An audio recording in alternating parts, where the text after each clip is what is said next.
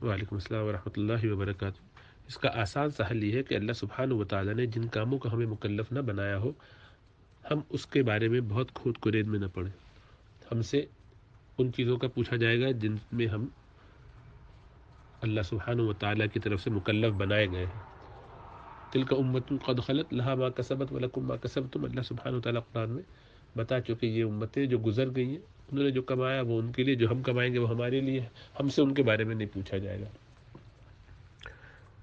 تو یہ عقیدے کا مسئلہ نہیں ہے، یہ تاریخ کے بہت سارے فیکٹس ہیں جو کہیں سمجھ میں آتے، کہیں نہیں سمجھ میں آتے، کہیں ان میں بات کھلتی ہے کہیں نہیں کھلتی۔ اور آپ اپنی زندگیوں میں دیکھیں، آس پاس دیکھیے، آپ کو صاف نظر آتا ہے کہ معاملات کبھی بھی بلیک اینڈ وائٹ نہیں ہوتے،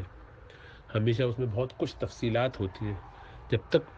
جو مبتلا بھی ہیں، جن کے ساتھ وہ معاملہ ہوا ہے، ان کی پوری بات نہ سن لی جائے دونوں طرف کی تفصیل سے، اس وقت تک کوئی فیصلہ کرنا بھی آسان نہیں ہوتا۔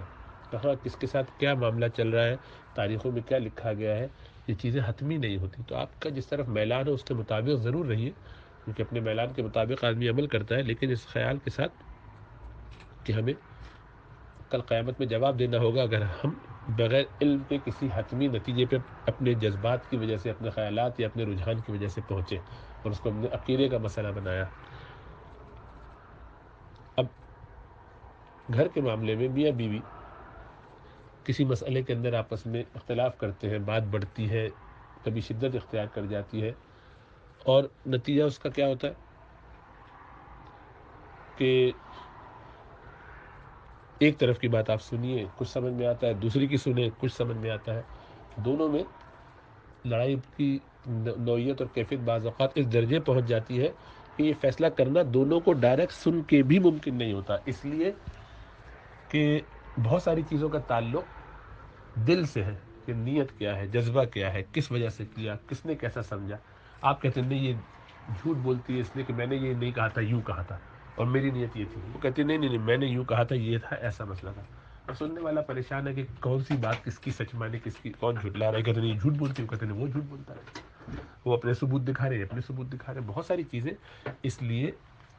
یہ فیصلہ کرنے کا کام اللہ سبحانہ و تعالیٰ پر چھوڑ دینا چاہیے۔ ہم بس ظاہر میں جو نظر آ رہا ہے اس کے مطابق عمل کر کے، وہ بھی جس میں ہم کنسرن ہوں،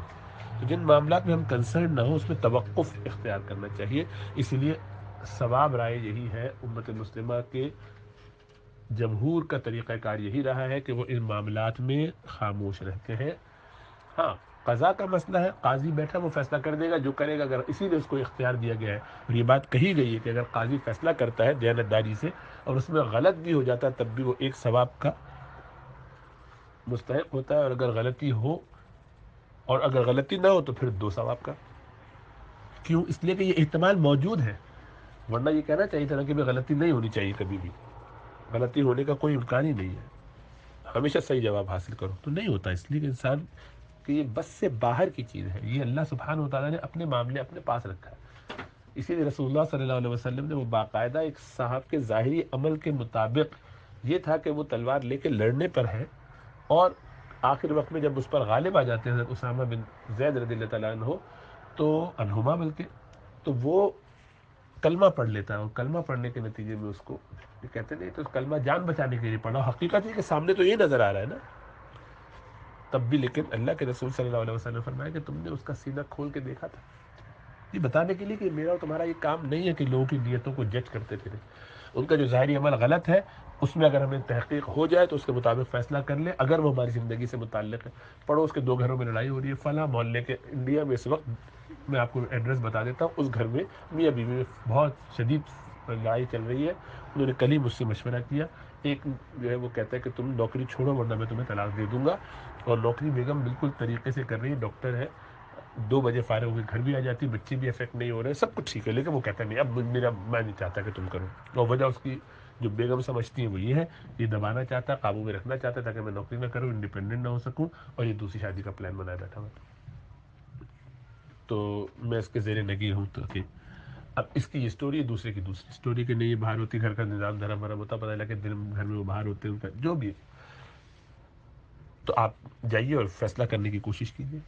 آپ کا کنسرن ہی نہیں ہے تو ان کے چکروں میں کیوں پڑیں گے آپ؟ اس کا جو کنسرن ہو وہ اس میں لگا رہے، باقی کاموں میں اپنے آپ کو الجھانے کی جگہ فکر آخرت کریں، اپنے گھر کے معاملات درست کریں۔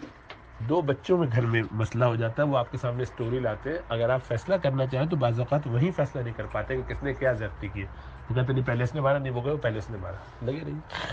تو تاریخ کے واقعات کو ان کا جتنا نظر آئے سامنے بس اس حد تک ٹھیک ہے، اس کو عقیدے کا مسئلہ بنا کے اتنی شدت سے ان کو نہیں چلنا چلانا چاہیے۔ اللہ ہمیں سمجھ عطا فرمائے۔